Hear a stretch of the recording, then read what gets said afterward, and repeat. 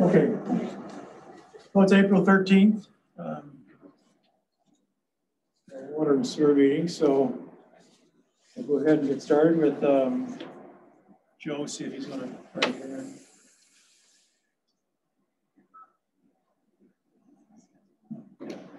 For the record, it's April 13th, 6:30. So entertain a motion for the agenda. Approve the agenda. Motion. Second. Second. And all in favor, signify by saying aye. Aye. All right, thanks. There's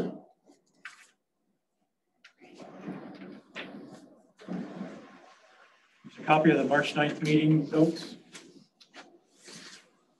Any motion for those? I'll move to approve the March 9th meeting notes. I'll second.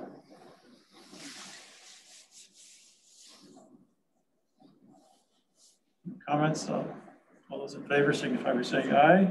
Aye. Aye. Okay, Joe.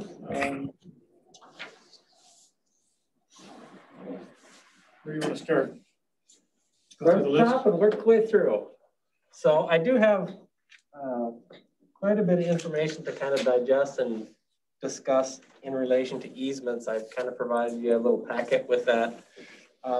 Most of the information on the front end of the agenda is just kind of a brief update. So I'll give that update if people have questions or want to spend more time on those items. By all means, we can. First item really is the wastewater treatment facility. And our 100% design status and final submittal. You recall we submitted that plan to the MPCA in December, day before Christmas, I think. And subsequently, a month and a half ago or so, we got comments back from them. So we've addressed those comments. We're making our final modifications, edits to the construction plans and bidding documents, and we'll have those complete at the end of the month. We're going through, we'll start our final QC process, I think, the end of next week, and then 2 weeks from there, we'll submit it. So the first week in May, we'll submit that back to the MPCA for their final review and hopefully approval. Similarly, so I guess we'll just kind of stick with the agenda. So that's the update for the wastewater treatment facility. We kind of talked about some of the changes that we made at the last sewer and water committee meeting.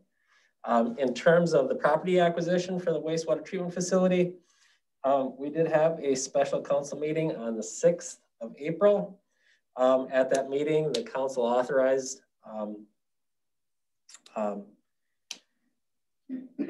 the submittal of an offer letter purchase agreement for the acquisition of that 10.26 acre parcel plus some associated easements from Matthew Construction. That purchase agreement was submitted to Matthew. They are reviewing it. In fact, we have a meeting with them tomorrow. They have a few questions. Typically, there is some back and forth. If nothing else, just the terms and conditions of the purchase agreement. Sometimes everybody has a little different way of doing things. We'll see how they come out on that. The offer was essentially based on an appraisal that the city had completed by an appraiser, Warfield and Associates from Rochester, and that appraisal was also reviewed by Spring and Associates. And they concurred with the conclusions of Mr. Warfield. So the council did do that, and that purchase agreement has been submitted to Matthew. So we'll see how that goes. We're optimistic for the 20th.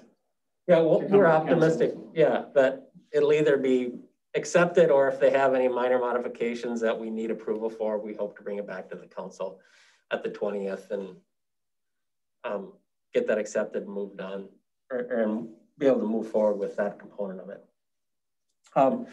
So that work is in progress and we've had a good working relationship with Matthew, so I'm guardedly optimistic that that will continue and we'll come to an agreement on the acquisition of that property.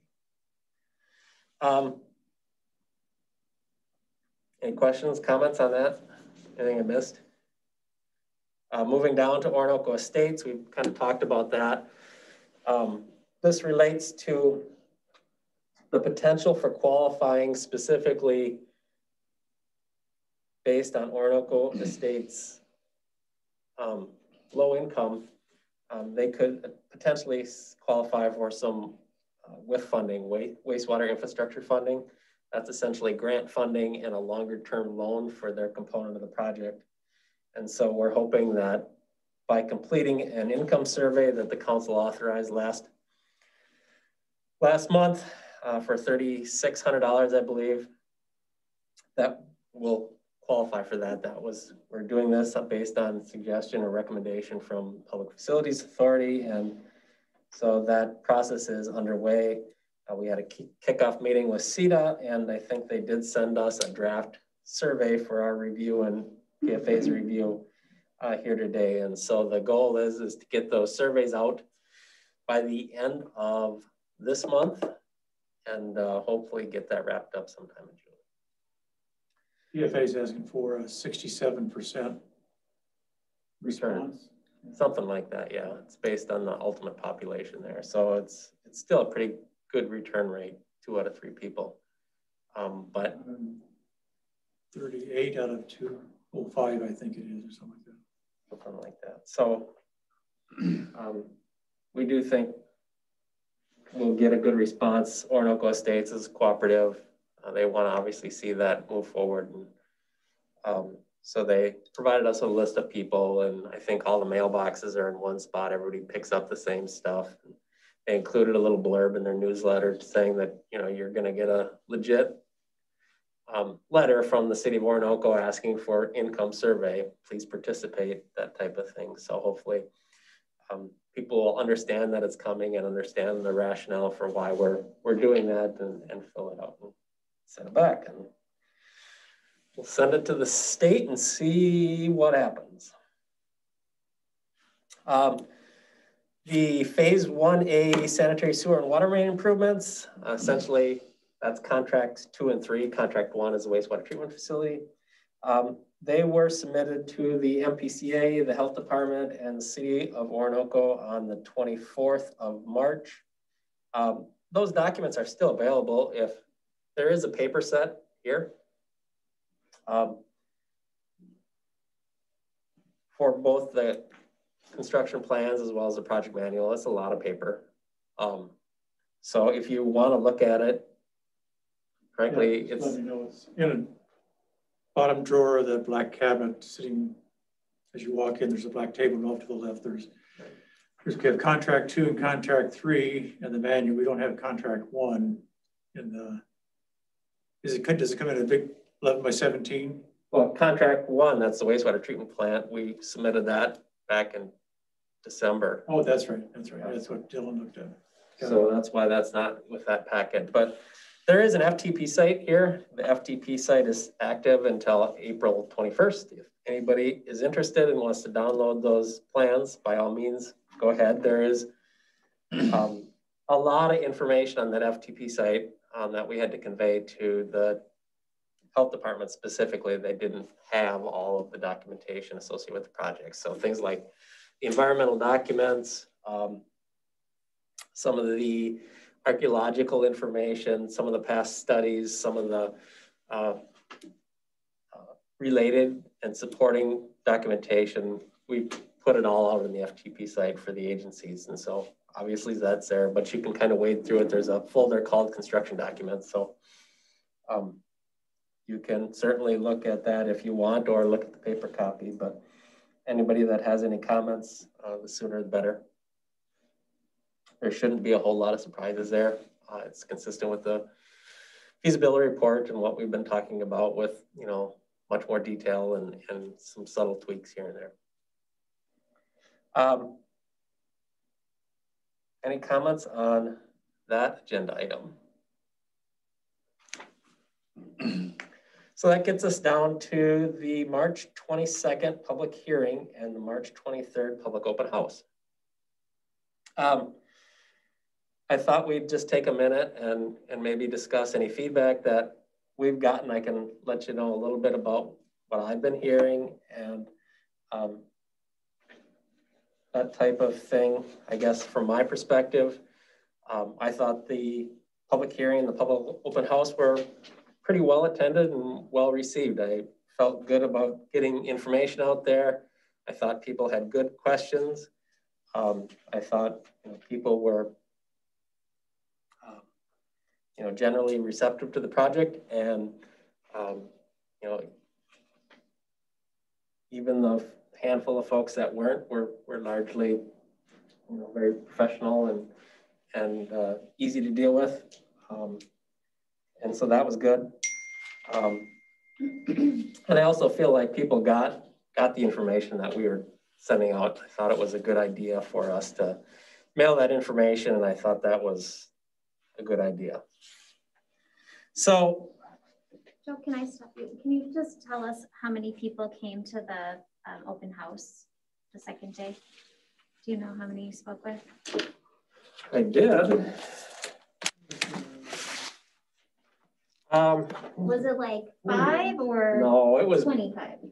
It was like 50. 50? Okay. Oh, wow. I don't need to know a specific number, just Yeah. general. So that's pretty successful, I think. I think I sat down for 5 minutes, 2 or 3 times. It was just Good. constant. Good. Okay. Very Which it did really work out good. Yeah. I mean, we had extra staff here, and Dana and Ryland were here a lot, and I thought we had a pretty steady stream. And again, people were engaged and asking good questions, and I thought that was positive. And having the maps to look at, I think, is really positive too. It gives people a quick reference and understanding of what's kind of going on. So, proposed design modifications based on property owner feedback. Well, that really kind of falls into a couple categories. You know, we did have a few folks that asked for service. As we kind of worked here, Ross Parker was one of them. He decided that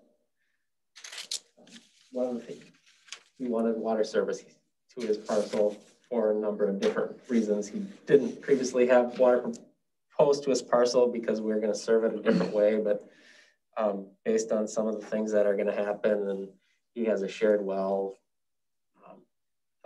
since the person he shares the well is going to be served, it only makes sense that he gets served, and I agree with that. So, you know, we made a modification there. We added a water service per his request, and we also shifted some sewer configurations around a little bit to change where his service comes into his property. We did that for a few folks that had good comments or questions, or maybe knew something that we didn't. Doug Gillard on 540 West Center Street asked if he could have sewer and or water. We responded that yes, he could have water. Unfortunately, at this point, we can't provide him with sewer. He's in one of the areas where we had the archaeological and environmental documentation requirements, and he wasn't included in that. And so since he didn't petition earlier, we can't just add him simply to the project at this point in time. So we can, you know, provide a stub that terminates at the property line, but what he's really after is the water service at this point, and he can be served in a future phase for sewer. And he was happy with that? Yes. Okay. Yes, so he did submit a petition, and then Mr. Berg, I had some correspondence with him about a parcel that his mother lives on, and they're interested in providing a second service to that parcel in case in the future they choose to subdivide, which makes a lot of sense. So that's the main folks that we had requesting additional service. We did have a few folks that were pretty, say it nicely, passionate about not wanting the project and not wanting to be served.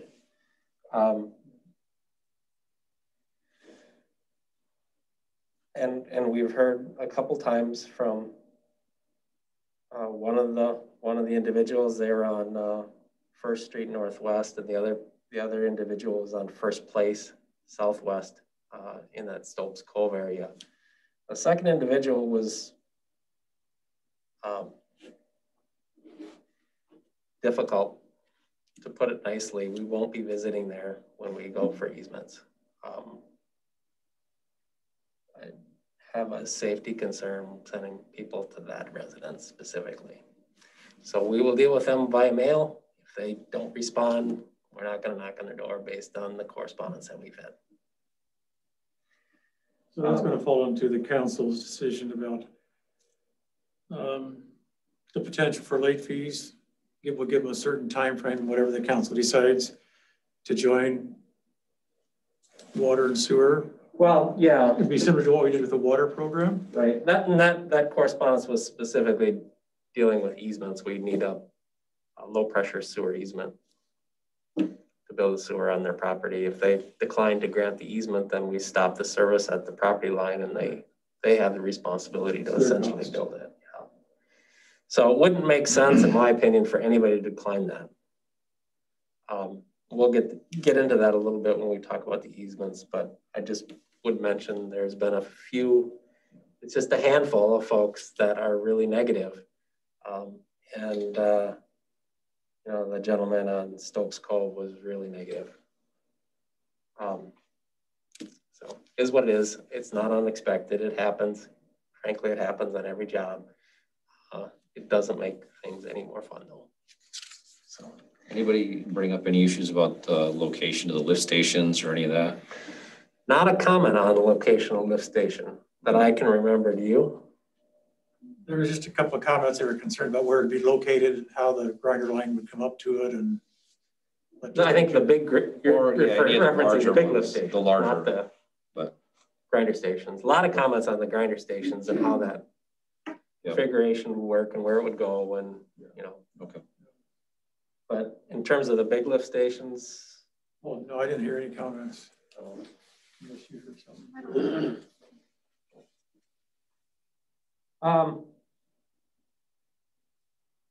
Anything else that anybody else?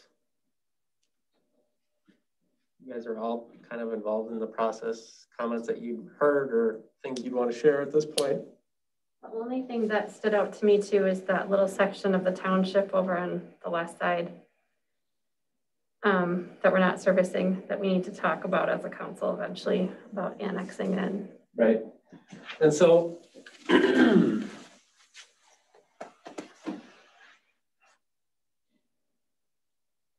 we don't have a map here that shows it, with the exception of, she's talking about the Cravath subdivision here. This area is not in Orinoco.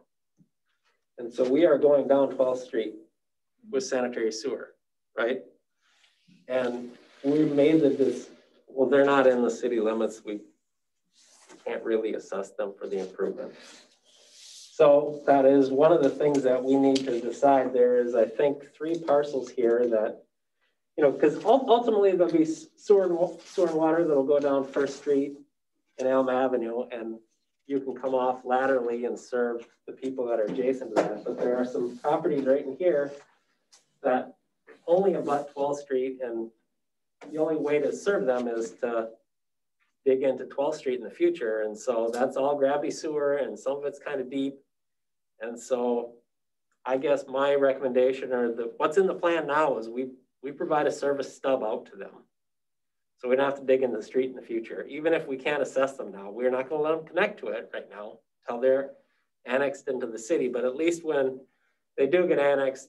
The 4-inch service pipe will be there.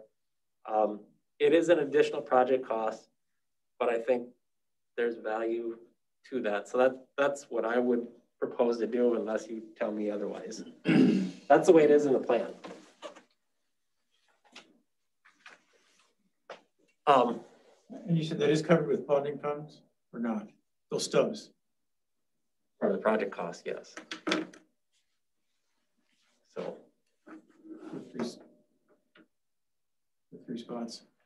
Yeah, it's part of the project cost. And so ultimately the project cost is the bonding funds, the PSIG funds, and then the Clean Water Revolving Fund, that's the local share. And so you can't just say it's paid for by one thing. It's not, it's all parsed out.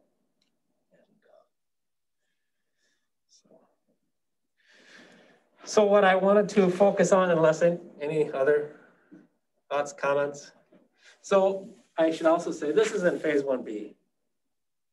And we did have some pretty good discussions. There was one gentleman that came in here and highlighted some deficiencies that they have in their sewer and water system and would prefer to be in this phase, frankly, but they're not. And we explained why, and maybe that's why you brought it up, but they have some needs there. We need to do a study. I mean, because there's failing systems just like there was downtown. And so it's a safety issue. Right. And there's some advantages to not serving them in the first phase because we will look at those again. Part of the strategy that what's in my head is there are some failing systems in that specific area and potentially other areas. And so just like downtown, we need to identify those areas and then we can qualify for PSIG funding, see? And so PSIG funding max out at 7 million. So we have $7 million. So there's no more PSIG money as part of this project, but as part of the future project, that starts over at 0. And so maybe we can leverage that and tap into that and get $1 million to help pay for the project costs for that phase.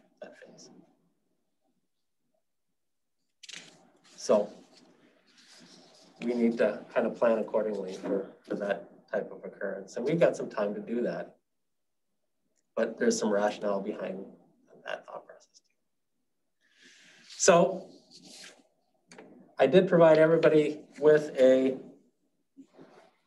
kind of a schedule as to what and how the easement acquisition process would move forward.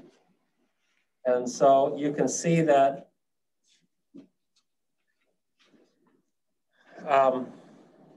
some of these tasks and items have already passed.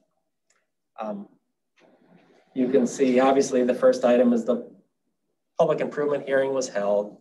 At the end of March, we have identified all of the easement owners, whether they be for construction easements, permanent utility easements, or the low pressure sewer easements. We've identified all those folks. And so all those folks got a mailing, essentially an early notification letter.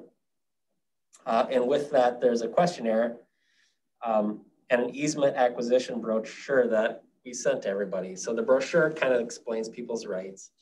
The letter kind of says, you're being contacted because you're potentially, not potentially, you've been identified as an owner of a parcel that we need an easement from. And as a function of that, please fill out a little questionnaire about the parcel and about the ownership and about the project. And so we've gotten about, I think she said, 50 or so of those back, 55. So less than half of the people are sending those back. It's not unusual, frankly, that people don't send the surveys back, but it gives us some contact information that we verify ownership of the parcel through the property owner. There's some reasons for doing it. And so really the next step in the next step in the process is discussed here towards the end of the month. So kind of just continuing down, as we talked about on April 6th, the City Council reviewed the valuations for wastewater treatment plant, parcel acquisition, and all of the associated easements, whether they be in downtown Orinoco, or associated with the treatment facility and everything in between. So council kind of looked at those valuations and gave us the nod that, yep, these seem reasonable, and we can start to base and prepare offer letters based on that. So now that we have that, the next step in the process is to complete the easement documents, develop offer letters, and send out a package of information that we'll send to property owners, kind of talking about the need for the acquisition, you know, and I guess we can just kind of talk about, I list out on the May 3rd item, because that's when I think it's going to go out, the end of April, early part of May. There's this offer letter explaining the proposed easement acquisition and compensation. That will include an invitation to public open house events. So you can see further down on the schedule, we've got 4 public open house events scheduled. I just picked those dates. I want you guys to tell me if those dates are good. And the hope is we have 2 sets of dates. They're back-to-back dates. So the 10th and May 10th and 11th, that'd be for all of the property owners that get, or we've requested permanent or temporary easements from. You know, and I'd be here from, let's say, 4 to 6 each day, and Linda would be here, and, you know, we'd have enough folks that people come in, ask about easements. Maybe we do a brief presentation. And in my experience, a lot of people assign their easements that night. So we'll have a notary or 2 here. Linda's a notary. Is Geraldine a notary, or do we have another notary? Yes, she is. So, because all the easements have to be notarized. So, you know, that's one pretty effective methodology for getting people to come in and, you know, they see, well, Larry's here and Larry needs to grant an easement, and, you know, Larry hears about the process just like everybody else that would be here, and maybe Larry chooses to sign that night, and it does kind of get the ball rolling, and we have had success doing that. Now, obviously there are folks that aren't going to come in that night or aren't going to sign that night, and Linda will follow up with them and, you know, arrange individual appointments with them, or have them come in here or meet with me, or work through a process that, you know, she can address questions and ultimately get those documents signed. So again, I think the dates that we have for those 4 events, and then the second events, that's just the next week. And I picked a couple of days where I knew there wasn't, at least I had time on my schedule, and I don't think there's any big city meetings, but there's always city meetings, so I don't know about that. One comment about the dates on the May the 10th. We're planning to have Gold Rush here. Or we think about having Gold Rush at 6 p.m. as our normal time on the second Monday, which is so the 4 to 6 time really works good for at least not interfering with any direct meetings that we have, standing committees. Right. And we can have 1 or the 2, you know, we could go upstairs too. I think that would be just fine, or the committee can meet up, you know, if that works, we could do something like that. And for me personally, I won't be able to be here for those because I work until 5. So by the time I would get here, it'll be over. Right. So. Well, I don't think council needs to be here aside from, you know, understanding what's going on and addressing questions. You know, Linda and I will take care of it. Mm-hmm. But I just wanted to pick a time that I thought people would be coming home from work or would have space in their, when they might come. It's a good time to do it. I think it's a good time. It's just. I don't know if 2 hours is enough, but maybe it is. We could lengthen it. 88 easements, 88. Oh, no, that's the grinder station. These are permanent temporary. That's There's still quite a few of those. still But, quite a few, yeah. yeah. So, you know, I guess I'm open for suggestion. I kind of penciled it out and thought that this might be reasonable. I mean, maybe you want to go to 6:30 just for the people that do work until 5 and get out. I mean, it's a lot of times 10 after by the time I get out and Then you got to get here. getting here. Yeah. So That's not I can certainly appreciate that. it's your time though. Well, you know, the reality is the more people we get here and the more people we can answer their questions and the more people assign their headaches, the less time we're going to spend chasing them. Joe, you may want to consider if you're dedicating time to it anyway, to do a morning, like maybe 1 or 2 morning sessions, like a 7 to 9 or something, to catch, you know, if people want to do it before they go to work, or if they're, you know, maybe night shift where they're 7 to 7, they could do it on their way home. I don't know what your schedule looks like, but that might help get more people too. Right. I just think of like voting times, people are always coming really early. Like signing those easements, Joe, just for instance, that would be everybody's names on the property, just like my wife would have to come along and sign that too, wouldn't she? If she's on the title, she's got to sign. Her name's on everything. She's got to sign So we both have to sign. in front of a notary. So anybody else is wondering about that, they gotta bring their other half along. Well, it's a pain in the butt. Better have. Yep. So that needs to be the offer letter. Yeah, so it's a packet of information. So again, that offer letter's in there. We'll have the invitation to and the offer letter's right here. It's the second page. These are our front back copies. So you can, actually, in the offer letter, I had it from 4 to 7, so I just didn't update the schedule. So maybe that works. Offer letter is more up to date. This was put together on April 1st. So, but anyway, you know, read through the offer letter. You can kind of get a sense of what this is all about. And so in addition to the offer letter, I have developed a frequently asked questions document. So it's basically the top 10 questions for easement acquisition. And so that is also in your packet, and that's probably the most controversial thing that we have to talk about. That probably is the most controversial thing that we talk about. So just to kind of go through these real quickly, what is an easement?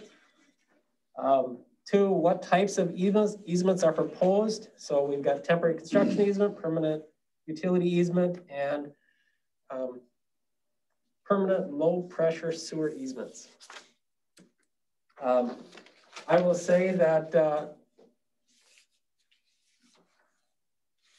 there is a fair amount of discussion going on right now with the Public Facilities Authority and MMB and us and the city attorney about what really is required with the low pressure easements.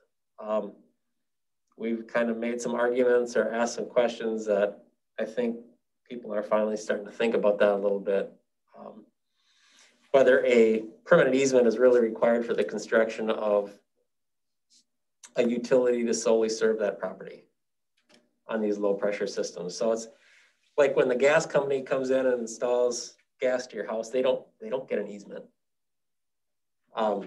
Same way with the telephone. They're not an easement. They're utilities, and state law requires or allows utilities some special rights to do things like that. And obviously, the sewer utility is similar. And so, you know, is a utility easement with the associated deed restrictions that the state requires, because we're using state bonding money or state bonding money and state funds. They require that there's these deed restrictions that essentially protect the state's investment. And that makes sense on a wastewater treatment plant. doesn't make sense on a residential parcel. And so we're having that discussion, and I think things are headed in a good way there, so that I think that there's a pretty good chance we won't have to get easements from those folks. And they won't have deed restrictions. We might have to get temporary construction easements that aren't recorded, but I think that's a good thing. So, in fact, Rylan, you were copied on that. I don't know if you had a chance to look at your email, and then email from Anita, and then I sent something to Mike Flaherty late this afternoon, but I thought some reason for optimism there might save us a little time and money and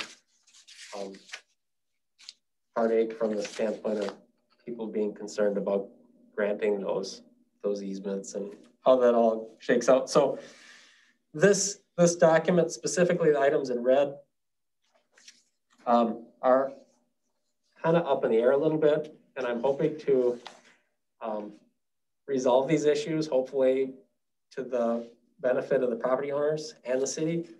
And if I can do that, well, obviously we'll do that. But I do want to get something in front of this committee and ultimately the council, so you have a level of comfort as to what we're doing and how we're presenting it, what we're saying, and what we're saying. Make sense to you guys?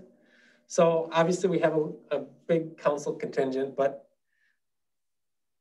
we don't need to go through all these, but I think it would be good if you read these so you have an understanding. And if you don't like how something's worded or don't like essentially a policy decision, because we've been talking, these are based on the policies that we established, back in December and January and February with the feasibility report, you gotta let me know.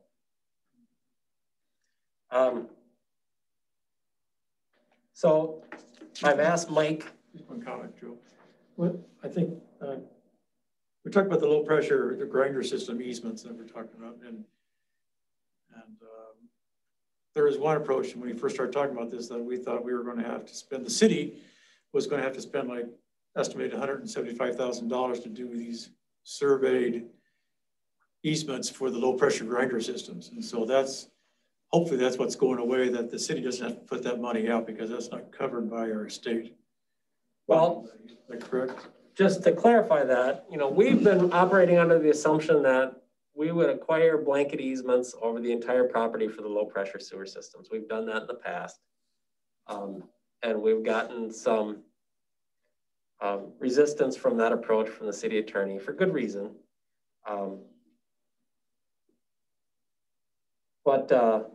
And so that's part of what stimulated this discussion with PFA and MMB and talking about those concerns. And so what we've kind of budgeted for is the blanket easement acquisition, where we're getting these easements.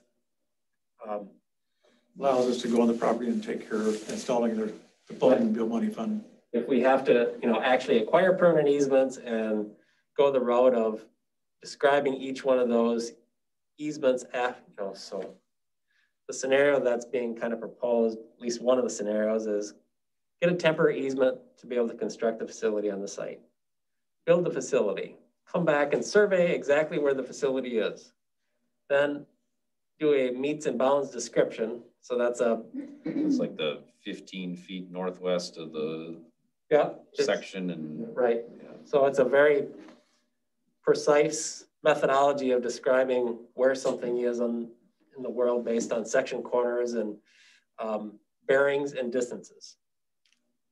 And so you can imagine that that's time consuming, and things that are time consuming cost money. And so after it's built, after we'd survey, we develop the survey agreements, we develop the legal descriptions to describe the easements, and then we'd have to go back to the property owner and execute the document. And that's what we were talking about would add, and recording it too. And then recording it.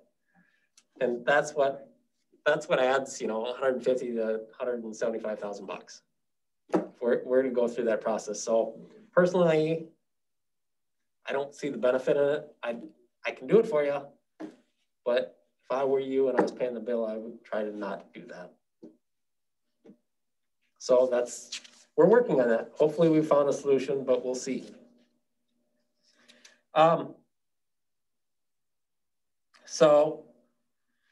Item 3, will it be compensated in exchange for granting the easement? How would this proposed easement compensation, how is the easement compensation calculated? And so there's a little bit of commentary on that, not a ton. Linda didn't want to provide lots of information because it just creates some controversy.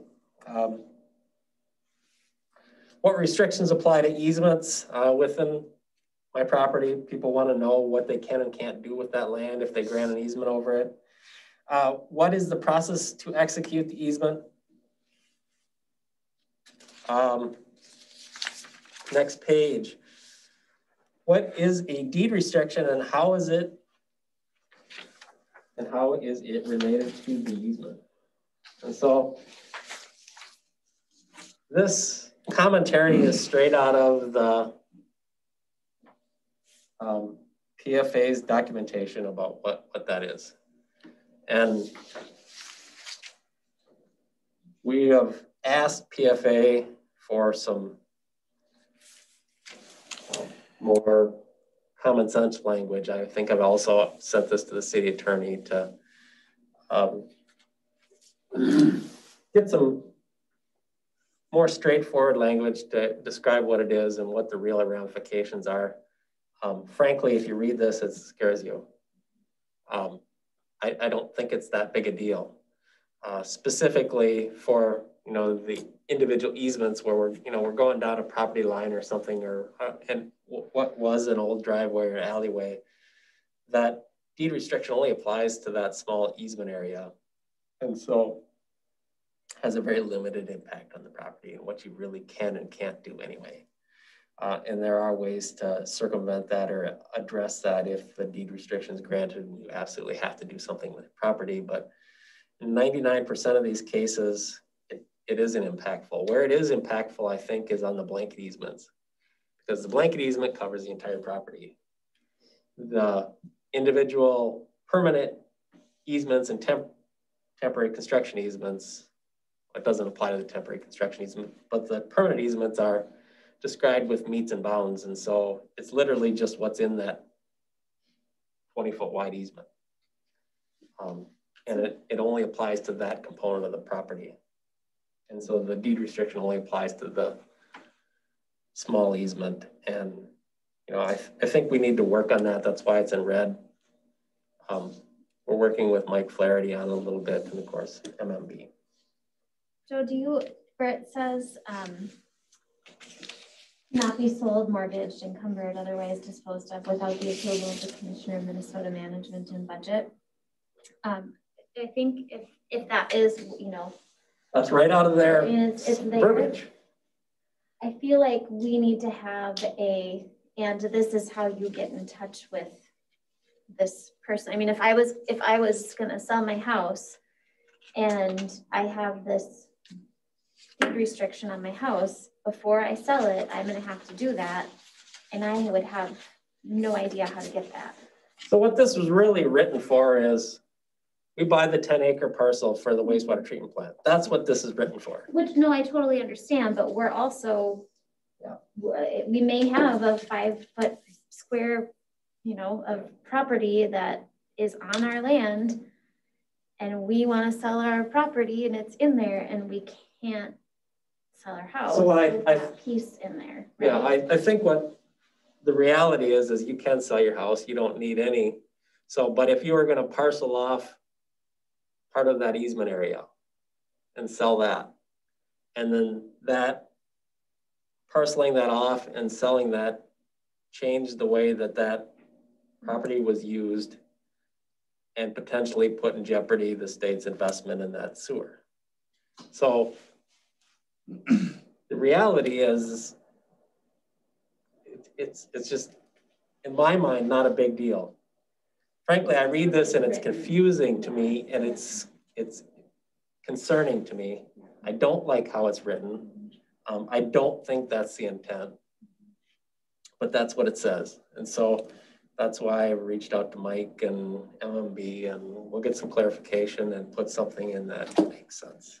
Do you think that'll be resolved by next meeting or by when you've got the open houses tentatively? Well, it has to be resolved by the end of the month, otherwise this can't go out. Because this whole packet goes out to each property owner.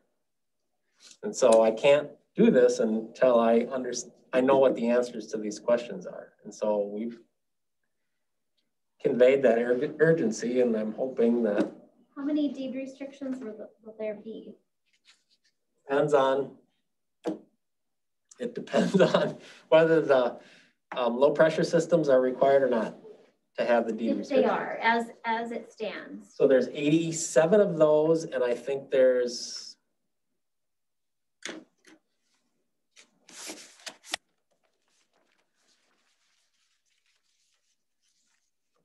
how many temp easements or permanent easements there are.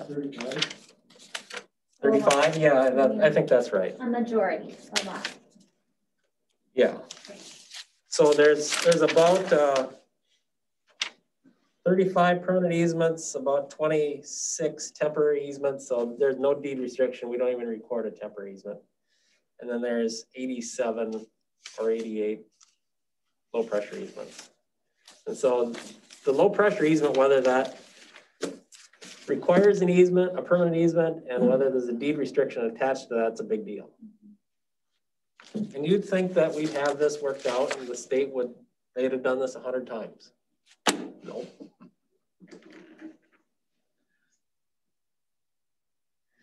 Anyway, item 7 is an interesting item. So what do I do what if I choose not to grant the easement? So it depends.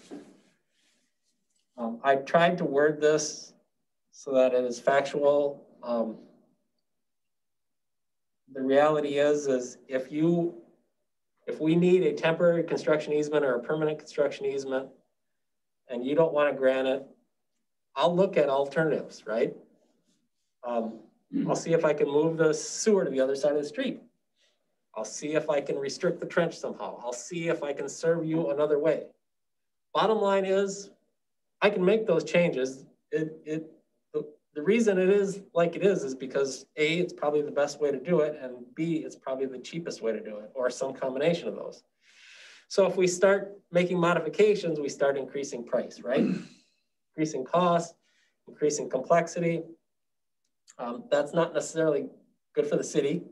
And at some point, we're going to have to ask ourselves, or the council is going to have to ask ourselves, is this, do we want to spend this extra money to, honor the request of the property owner not to grant the easement, or do we want to go through condemnation and get the easement? None of us want to go through condemnation to get the easement. Nobody wins when we do that. It's time consuming, it's expensive, and it sucks.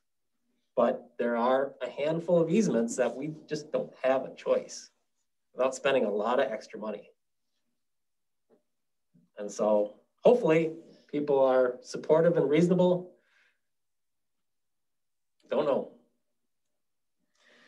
The other more heavy-handed piece is, what if you have a low pressure sewer system and you say, no, you're not coming on my property to install that low pressure system.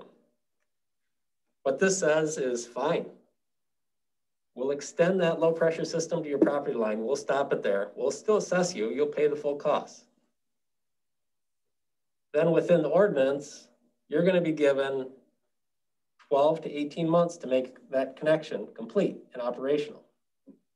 And so that means that you can spend the $10,000 to $15,000 to put in the grinder station, the low pressure system, the low pressure force main, make the connection to your house, put the electrical service in, abandon your septic tank, and have that all operational for the privilege of not having the city on your property. And oh, by the way, you can operate and maintain it. And so those are kind of the cold hard facts, and they kind of are cold hard facts, I think. But if you're reasonable, you look at that and say, I can't not have this done. And so, that's the way other folks do it too.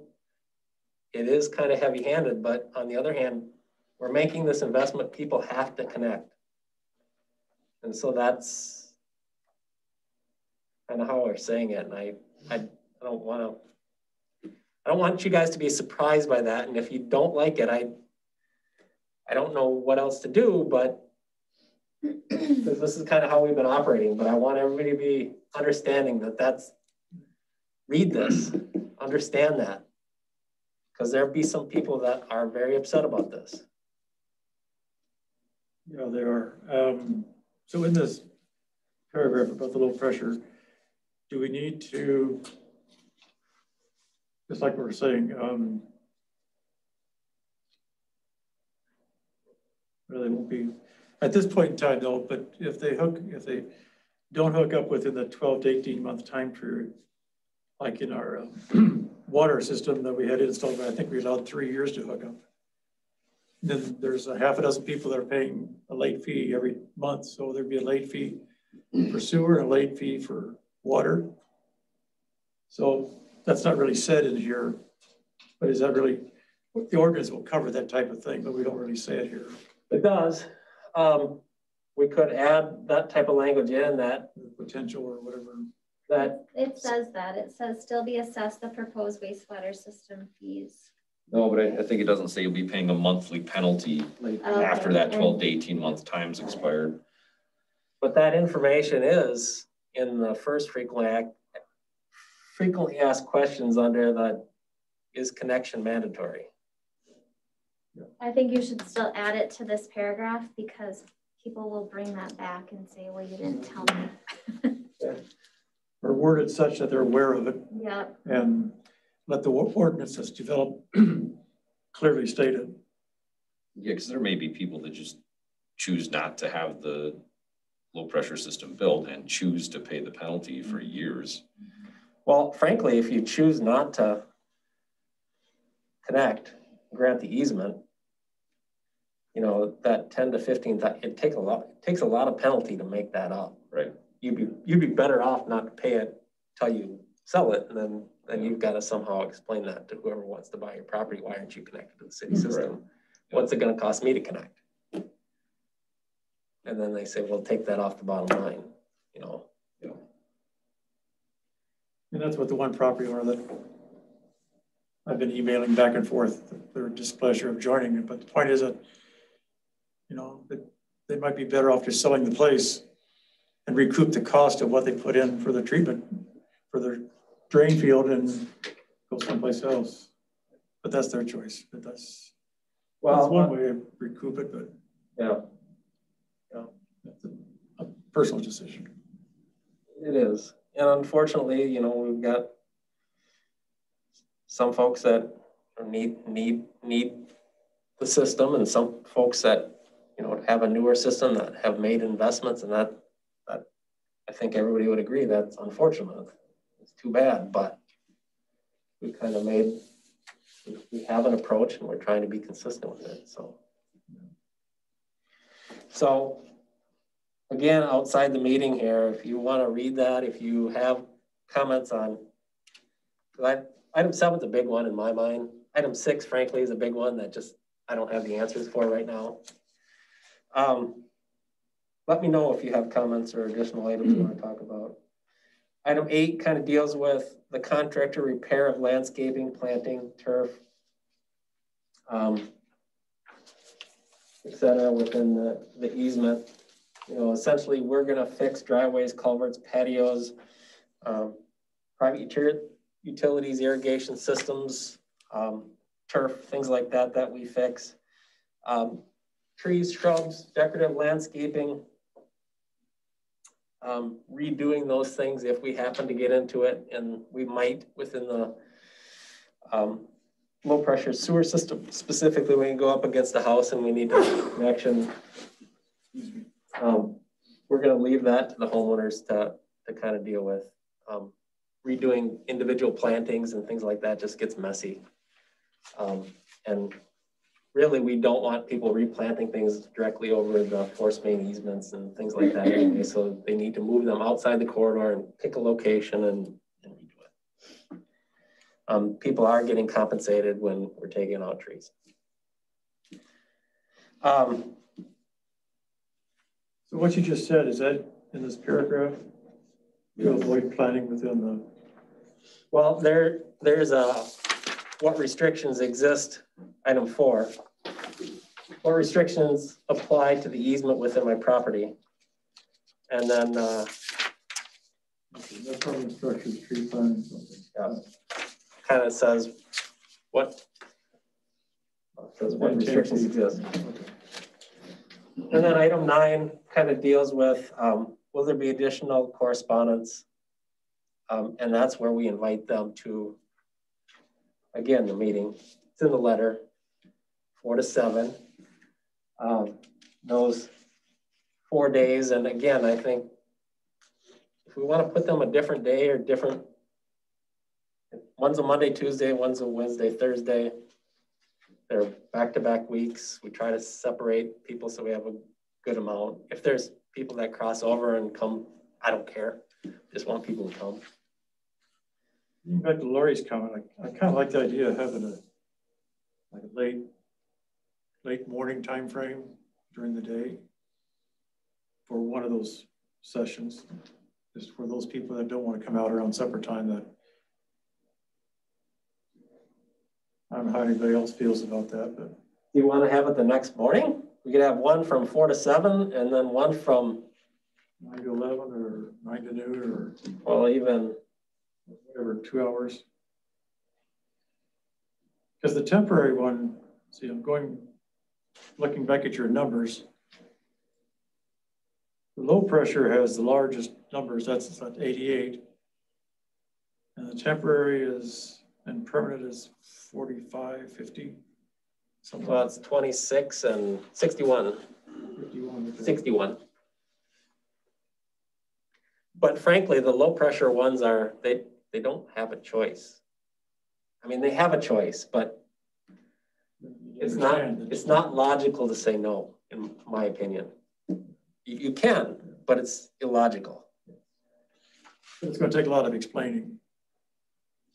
But That's what the frequently asked question document is hopefully laying out.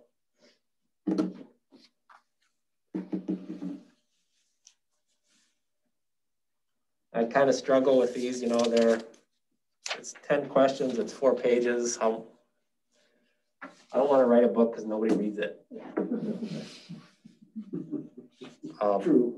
God, I can't tell you how many people came in here and didn't look at them. At the public open house that we had, it's right here. And they just, you know, and I'm busy too. I don't necessarily take the time to read things, but it's right there. So I think 10 questions, I like that. I think that's maybe digestible.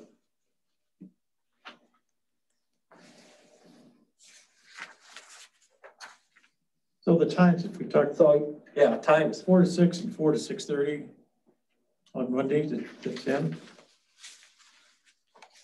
4 to 7 is where we're at. 4 to 7, okay. And if we want to do 8 to 12, that's fine. I don't care. Will anybody come earlier than 8?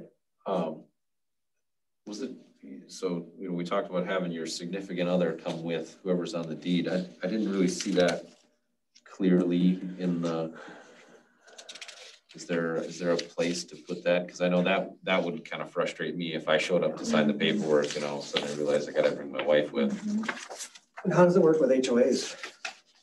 Some of them do HOA subdivisions. What? Any of the easements for the HOAs? Who signs on behalf of the HOA? It's just based on the rules of that HOA. Usually the officer and the president. I would think somebody has signing authority. That's a good question for the attorney.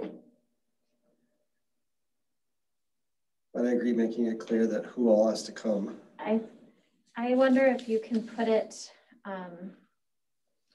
where you have public open house, like where you have the public open house for temporary construction and it's in bold. I would put like an asterisk there, and I would say both proper, you know, all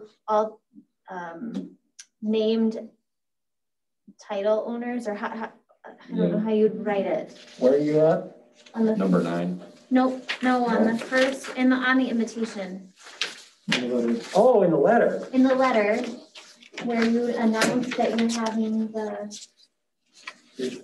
page 2, it says public open house for temporary construction. You've got the dates there. I would put an asterisk and I would put it in larger print. Yeah, everybody named on the And I title. would put it on the second one as well. Public open house for low pressure. And then asterisk all. The second to the last paragraph above the signature says, please note city will have notary available to assist in execution of documents.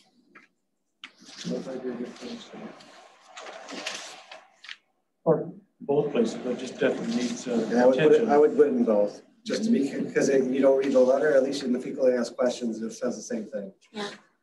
Yeah, if you're named on the title, you show up. You both got to show up. Yeah. All right, I'll figure out a good spot.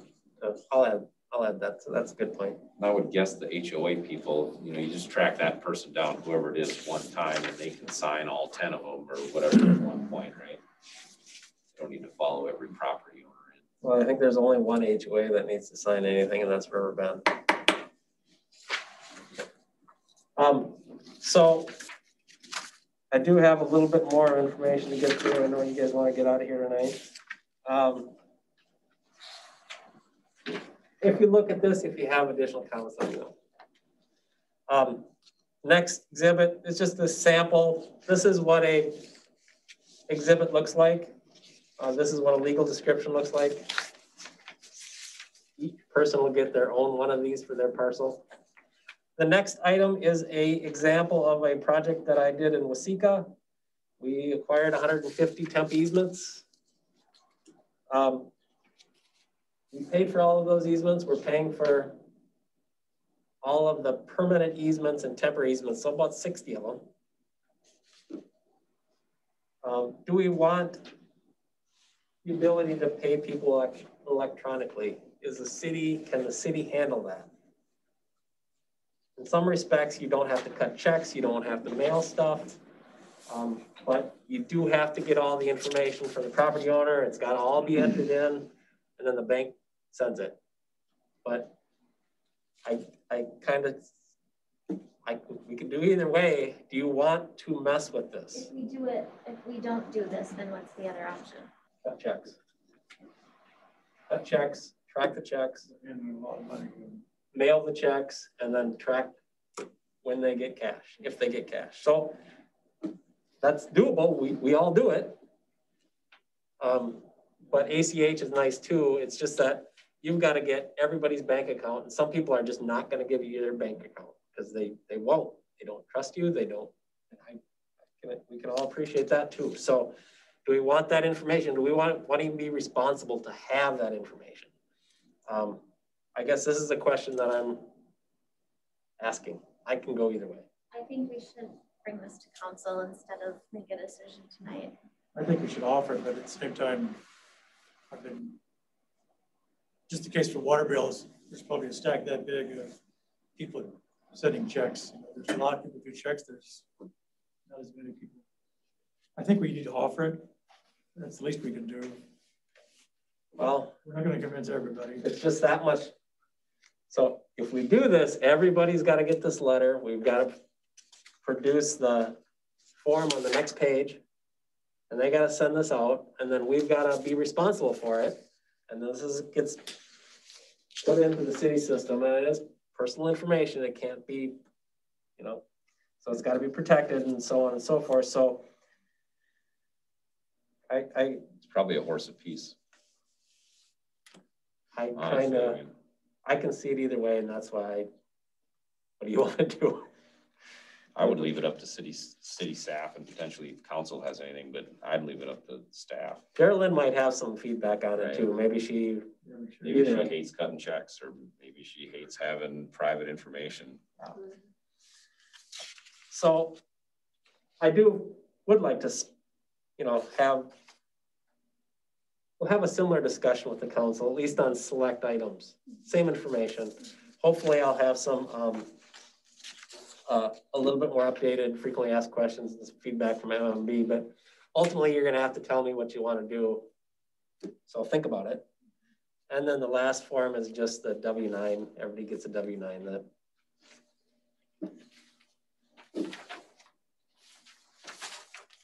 At least everybody that we're buying these from.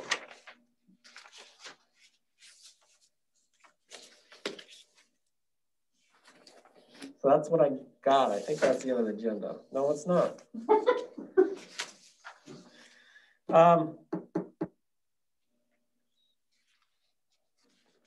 So I guess the other item on the agenda is just the wastewater ordinance. And we have the clean water, drinking water loan application, that's in. The wastewater ordinance, we do need to start thinking about and moving forward with. And so I guess that's mostly on me and the city attorney to start to advance. And the reason that's important is, you know, we reference the ordinance is gonna say, you know, you have this long to connect, for example. Well, the other piece of the puzzle is in order to finalize our loan and get the money, we need the ordinance in place. Even though the ordinance won't really do anything for several years. So we have time to change it if we need to change it. I think we just need to get something in place. So now I think I'm done.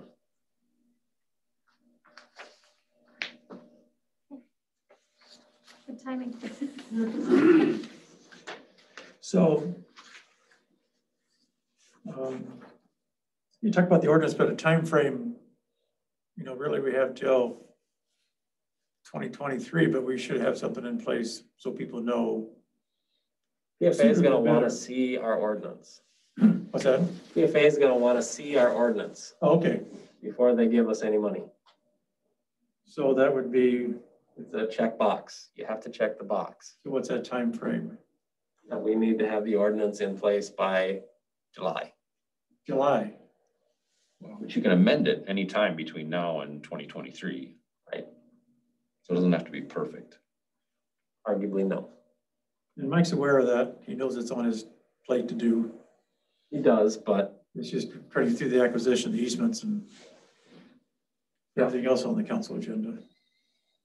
Yeah, there's a lot of balls in the air.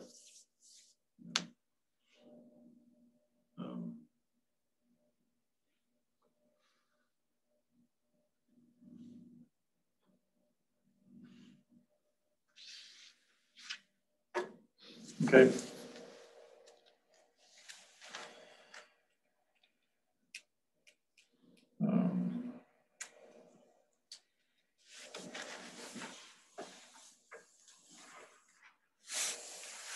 So you're still planning for that August going out for quotes?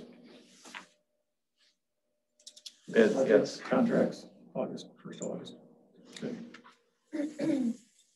Schedule. So one good thing to get out of the way would be the acquisition, if we can wrap that up, just to get that behind us. And then we got to start the annexation process. And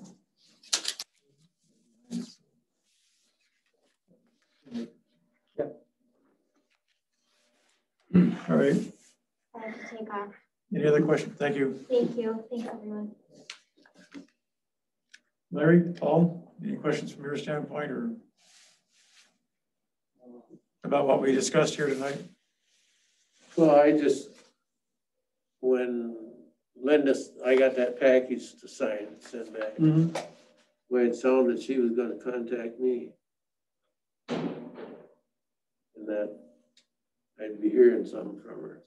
So the next thing that you'll get is that offer letter and information in the mail. And then with that comes the invitation to these public meetings in May.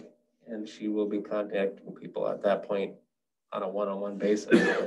She asked for your phone number and your address and to verify that information. And that's really what the purpose of that letter is. Down there, I want to know exactly where that pipe is where it's gonna run.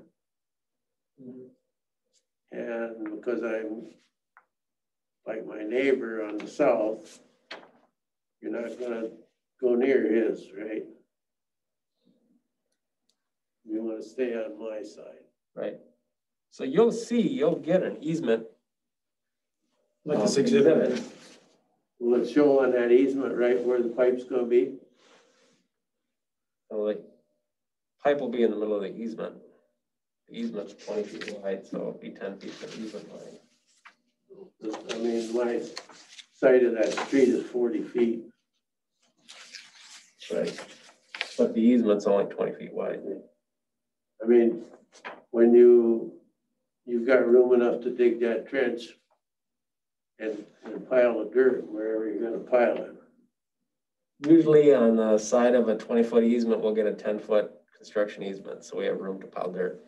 I mean, I got some trees and stuff along there. And then up in the back, where it's that street, where it's an alley there, you know. Yep. You said you was gonna stay on the top half of that alley and you wanted to pile of dirt on my property while you did it. So probably get I don't remember your easement specifically. But anyway, I guess the only thing I'm concerned about is that, I mean, I just want the stuff cleaned up. Yep. So it's put back the way it was to start with. That's reasonable. Everybody should expect Up in the that. back, I got carrots and that stuff along there. Right. Keep water. You know. So, Just so I get stuff put back. so the exhibits, Joe, they'll be pretty detailed per property owner, roughly where the activity is going to take place. Yes. Well, reasonably so. I mean, if you put too much on them, they can't. Right, yep. Can't read them anyway, but. Yep. Okay. I ain't gonna be tough. I just wanna see it so that it's cleaned up good, and I wanna see it done anyway to start with. Been waiting a long time for it. And that's reasonable. I would expect that. I'd say the same thing. All right, there's no other comments?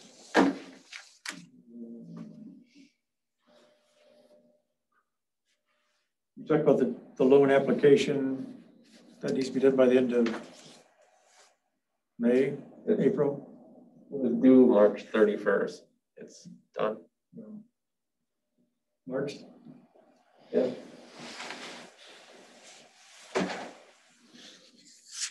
So we sent the application and we sent in Back in February. February, okay. Remember Anita emailed us and she wanted you to sign those 2 forms? Okay, that's what those, we signed. That's what Signed wasn't prematurely, complete. that's, yeah. Just Well, no, that's, yeah, that was a step in getting it applied for, yeah. that was meeting the loan application deadline. The actual loan won't be done until, We did the project. Know the exact amount. right? I'll make a motion that we adjourn for a second. Second. Oh, Paul beat me. Oh, there. All right, all in favor, signify by saying aye. Aye. 7:40. Okay. 7:50, sorry.